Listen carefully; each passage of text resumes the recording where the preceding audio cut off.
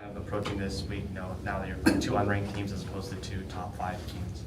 I think we're just going to approach it the same way we normally do, taking one game at a time because, I mean, regardless of the ranking, every single game is important, and our steps taken to postseason and just to us getting better. So, How different is it, though, when you're going on the road somewhere and you're the ranked team and you're the team that everyone wants to be as opposed to maybe the other way around?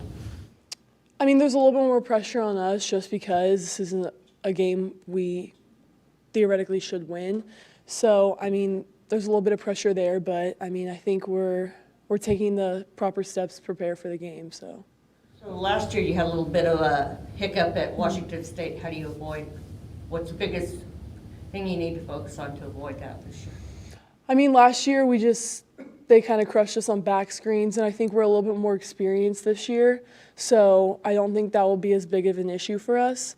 So, I mean, we've been practicing that. We practiced that yesterday. We'll probably be practicing that today. So it's just important that we focus on the goals that we want to achieve. And, like we have to win the games to be able to get those goals. So we just have to work hard and be disciplined. What was your biggest takeaway from the last weekend? You guys played really well against two of the top teams in the country. I mean, you obviously belong. So what was the takeaway, in the losses?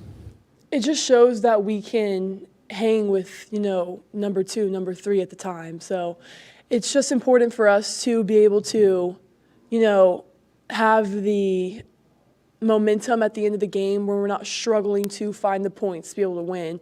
It's better when, you're the team that has those 2 points and you're not, trying to come up with a play to, score and, tie the game or win the game. So, I mean, that's just one of the things that, we're a little bit inexperienced in that at this time. So that gave us experience to be able to, fight and dig, at the end of the game to find that little energy left to win games like that are so important. And like I said, it just shows that, even though we're ranked higher than those teams, like we still have the competitiveness, the depth to be able to play with teams like that. I know that you've lost close games before. Last year you had, quite a few with these top teams. And you remember those. I know Dominique always talks about, we remember those games. Yeah. What does this weekend do for you think, for like the rest of the season now? Now you are a different team this year. You've improved so much. You're much better. You're still one of the top defenses in the country. How does this set up for, like, UCLA comes back in here, Stanford comes back, then you go up to the Oregons. You have a lot more basketball to play. So how does this help you? I mean, just looking back at the games we have lost, it was just kind of like there was stuff that we weren't doing right. Like Oregon zoned us the whole game, and like that kind of showed like one of our weaknesses is that we struggle offensively to score in that. So we've been working on that. We've been working on, like I said, tight points at the end of the game. And so, I mean, just focusing on ourselves and be able to grow and develop better into a better team this weekend will help us do that. And I just think focusing on ourselves is what will help us to get better because, I mean, you could scout another team, but if you can't work and, finish the stuff that you need to do as a team, then you won't win. So, I mean, we're definitely working on ourselves and growing and developing, so that'll be important for this weekend. How would you describe Ari's leadership style? Is she more like lead by example, or is she more of a vocal leader? Last year, I would say she was more of lead by example, but this year she's stepped more into the leader role. She communicates more effectively, and she still leads by, her hard work and determination. And then along with her communicating is really helped us as a team. And I think she's a little bit of both. Do you have an example of the vocal? I mean, just like at the end of games or even, at the beginning, like she communicates more effectively on like the plays we're doing, what we need to do as a team. And I mean, in breaks and timeouts, she communicates a lot. So it's helpful. You guys are obviously known for your defense. How does she kind of set the tone in that aspect? She's just super aggressive on defense, like pressing up the floor, which is not always easy, especially when the games get kind of long, you know. So, I mean, she does that. She sets the pace of our defense, so that's really helpful for us to also be aggressive when she's being aggressive. And I guess, I don't know if inspiring is the right word, but the fact that she scores so much, but yet she still puts in so much effort on defense. I mean, how does that, when you're behind her and in the front court, let's say, how does that make you feel? I mean, it's good to know that, like, you know, she works so hard on both ends of the floor. And I think it just shows, you know, that I think it just helps, like, everyone else to work hard on defense as well as offense. So, I mean, she definitely is the spark of our transition defense when she picks up the ball. So it's really helpful to have someone with her type of determination and tenacity at the front of our court. You've talked about how everybody has a role on this team, and you've really come together as a team.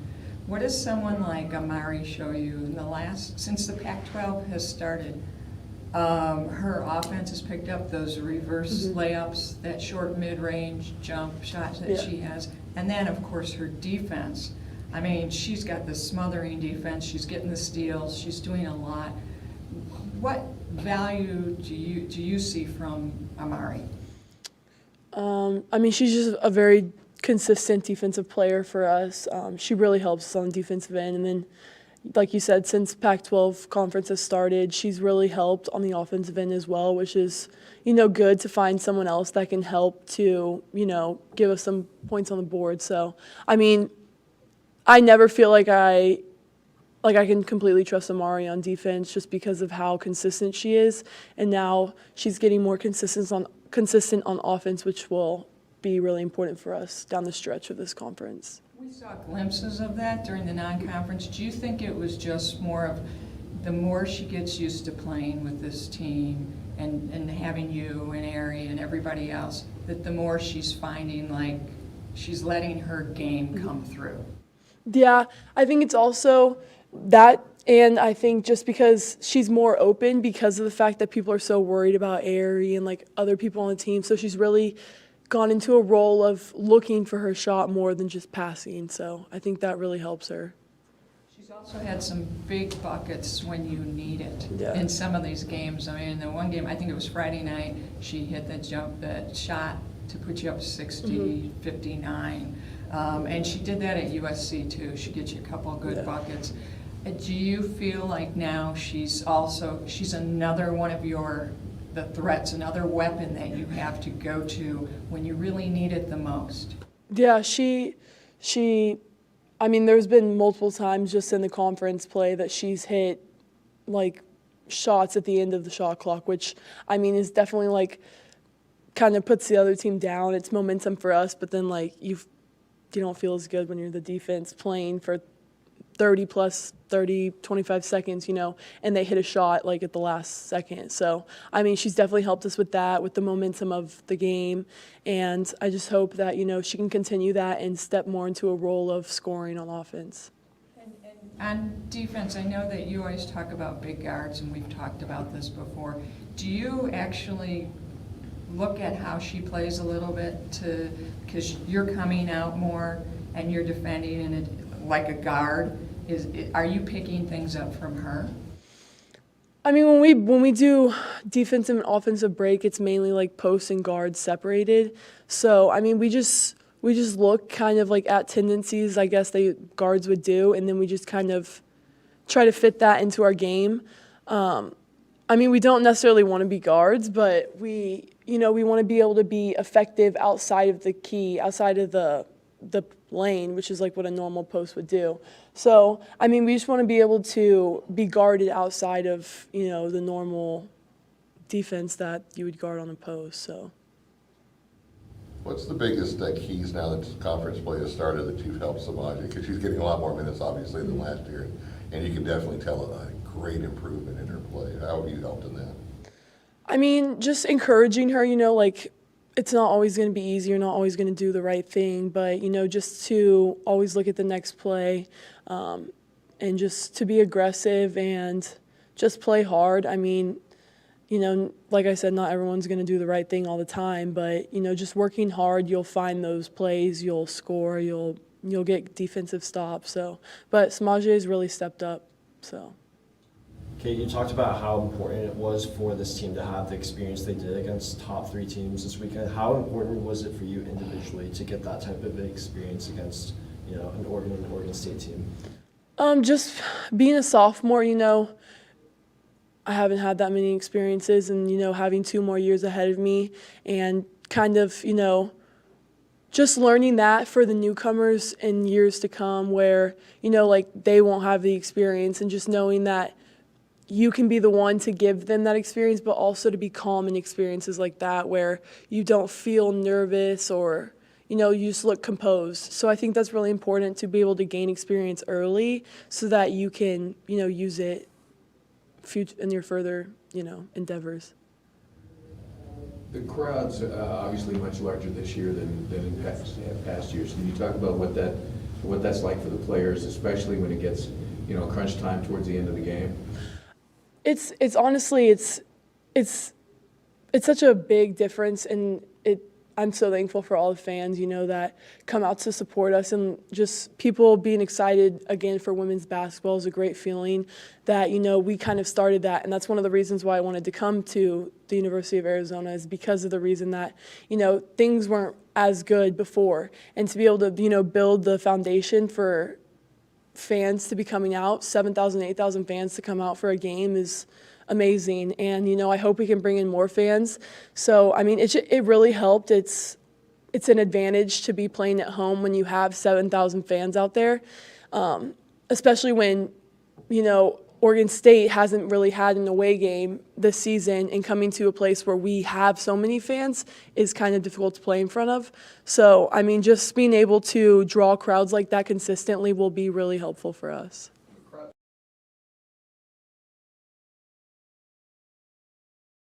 More fans out there than what they are, so it's really good to see that.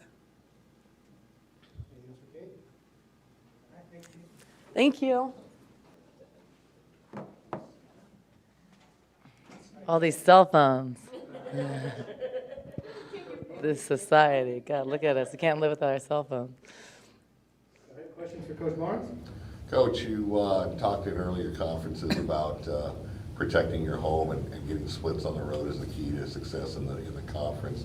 Is this a trip that you put a little bit more importance on, that you want to maybe get one back for losing the 2 at home? Yeah, for sure. So you always want to take care of home. And, it's a tall order when you have number 2 and number 3. I think they dropped slightly in the polls, but those 2 teams are tough.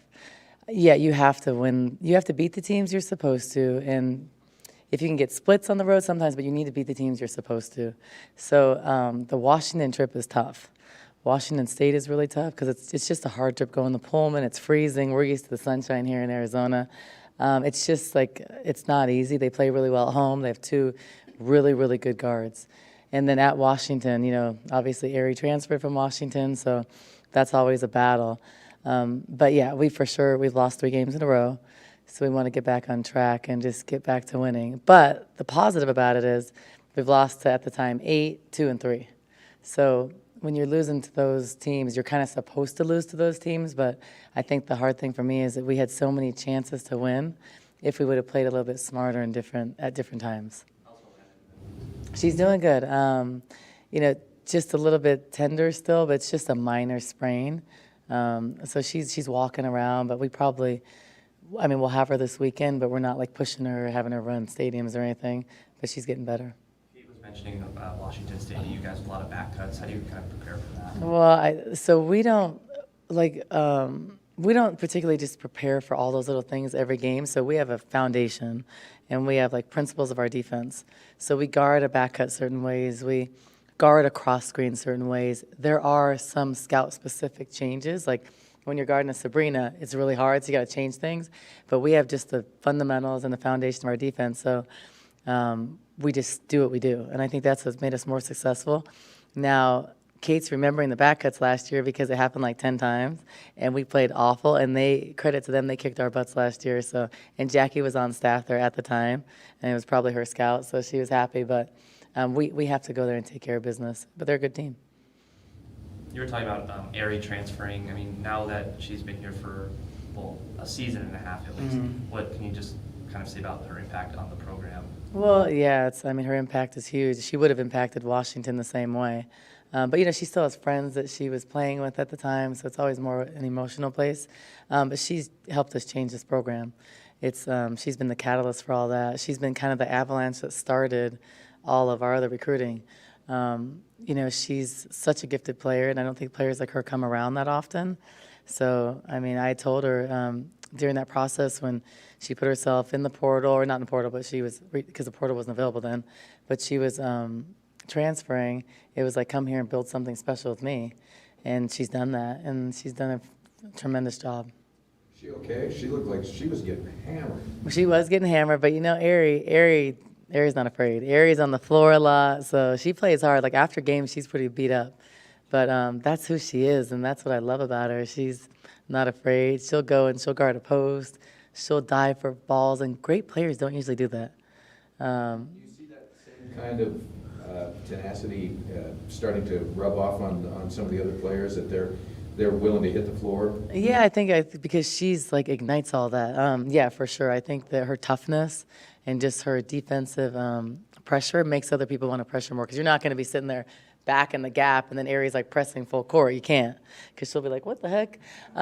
So yeah, I think it does. But we need to keep on adding that. That's a cultural thing, and we keep on adding that. And that's one area that we really miss TT. TT was next to Ari. They were both like that. They were both tough and really strong minds and resilient. So we do miss TT a lot because of that. And before last season, you were saying how Ari would change just how you guys basically do everything. So, I mean, defensively, how important has she been to having what you did have, the number one scoring defense? Really, really important. Ari just changes a lot of things. She's one of the best rebounders at her size in the country. She gets in there amongst the trees. That's why I let her offensive rebound a lot. And I also do that because then she's right there and she stops the ball. So it's really hard for teams to play against. If we didn't have a fast point guard, we probably wouldn't be able to do a lot of presses we do. So I'm someone who I'm going to change with the personnel we have. Now, obviously, because I like the style we're playing, so now I'm trying to recruit players with her athleticism. I don't know if I'll find another area, but I'm looking. So that's what you try to do to kind of keep that. But if we got a great point guard that wasn't like Ari, we just probably would step back and wouldn't press as much. But she changes everything. And that's why she's so special, because there aren't a lot of players in the country that can change offense and defense. So she's able to affect both ends of the floor, and I think that's rare. And, how have you noticed kind of her development as a leader, maybe still being a leader by example, but also being more vocal? So, well, I don't really believe in leadership by example. I don't think that's a leader. I think that you're not a leader if you're just showing by example, because leadership, you have to get people to follow you. And if you don't say anything, they don't follow you. So she's gotten better in every way, more consistent in practice, bringing it every day, like bringing the level up. Her and Shayna go at it every day. It's awesome to watch. They go at it, they battle. And then I think just she's learned how to be more comfortable in her space, and the team respects her. So she may not say a ton, but when she talks, like, you listen. So I think she's grown in that. Before, she probably wouldn't talk. Not a lot, like on a command on the floor. And now she does that, but I think that's a growth as a point guard. But she has that now. So that's one of the reasons why we're better. What kind of goals do you have for her for the rest of this season and then next year if she's back? We want to win. She's here. You never know. Like college basketball, you never know what happens next year. You don't know. Kids can transfer. Kids, they're mad at you one day, or they love you one day. They don't like you the next day because they don't play enough, and no one plays enough. So we want to do everything we can to be successful. I think we have a chance to do some special things. I think we have a chance to get some big upsets. I think we have a really good chance of going to the tournament. So, she wants to do that, and I want this team to accomplish that. And she plays so hard. We want everybody to play as hard as her. And Kate does that too. I think it's been showing in our big games. But I want her to just accomplish everything she can. I think for us, the more awards she gets, it's better for our program. It's just good, all the recognition. This helps Arizona women's basketball. And then when it's a great kid like Ari, who's also great off the court, who had like a 3.0, this, great grades right now. That wasn't a secret. She's already announced that. But when you have all those things and you have a total package kid, it's like, I want to promote that, because that's what this program is about. And we don't only have good players, we have good people, and she's one of those kids. So I want her to get everything she can. Have you heard from the other coaches or positively, like kind of a wow factor of the play this year with your team compared to last year now that you've got a couple of conference games now? We haven't really talked about that a lot. And Jackie's familiar just because she was at Washington State and we played each other, but we don't really talk about that. I think that everybody talks about the WNIT just because of the crowd and how we were able to win against some good teams, but it's not really something we talk about. I think they just, well, what I hear a lot, it's interesting. What I hear a lot from coaches that come into the program is just about how it's ran in the kids. Like I have a lot of people that say, let's say they're new touching our program in some way, like, wow, you know, these kids actually get along, they're good kids. So I guess most places it's not like that. So I'm interested to hear that because sometimes I wouldn't think that about other places. So like, sometimes I'm like, well, it's not perfect. But like I step back and I'm like, wow, it is different.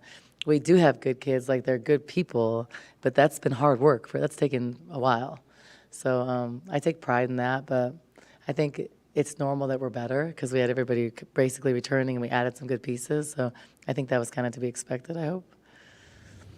And, you know, with this new WNBA, CBA that's going to go into effect, as a former player, a coach, and a woman, what do you think about it? I think it's huge. You know, I wish I was playing at that time. That would have been a lot better. I think that for me, and this isn't private, I don't really care, but so when I was drafted in 1998, I had a 10th to 12th place salary in a WNBA, and I made $39,500. So for me at the time, I was like, I'm rich, I got a lot of money, but like I was coming from college. That was like a lot for a summer job. So, and that was just as a rookie. And then I think as a vet, I think I was at like 55. But that was a summer job. So to me, I thought that was a really good summer job. I think the challenge was you kind of have to play overseas because you stay in shape. Otherwise, you're paying trainers here. So we all went overseas and made a lot more money. So what I love about the model is you don't have to go to Europe for 9 months. Because what's happening now is people were investing more in like Diana, you know, Mariah Moore, all those players. You had to go overseas to make the money, but then you came back injured for the WNBA a lot, or you retired and you made like $1 million overseas or $700,000 cash, tax-free, or minimal taxes. You pay like Social Security, and then you come back and like you sit out of the WNBA. So that was hurting our game.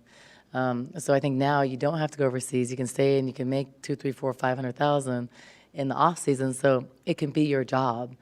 And I like that because a lot of the WNBA lost a lot of good players. Remember at the time, Becky Hammond stayed, played for the Russian national team.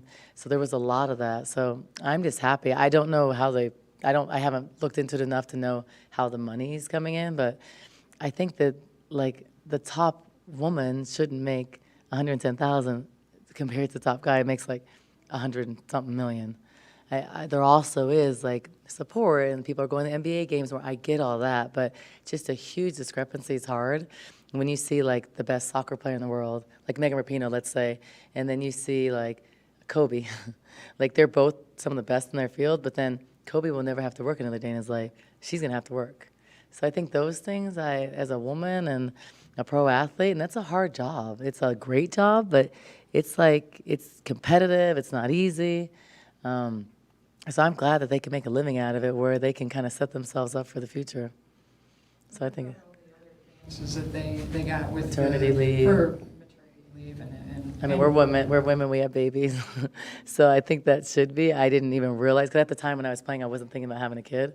So I didn't even think about that. And I don't know how the players, I've had friends that have played up to 4 months pregnant. And like, because it's okay to play when you're that early. And then they like have a baby and go back. I don't know how they do it. Like Tina Thompson did it when I was playing. Estu Njai did it. She had triplets. Helen Darling had triplets. That's very hard. I don't think I would have been able to do it. But I think there needs to be a plan in place because we're women. And that's around the time where you want to have kids. So I think it's really good. I like also the incentives for marketing. Like I think at the time when I was doing some marketing, I was maybe getting like $4,000 or $5,000 a month, let's say. And that was like a little package. Now they can make $200,000, $300,000. I think that's huge. I think it's going to keep a lot more people home. I think it's good for the game. Any other questions, Coach? All right, thanks, Coach. Cool, thanks. Thank you. Yeah.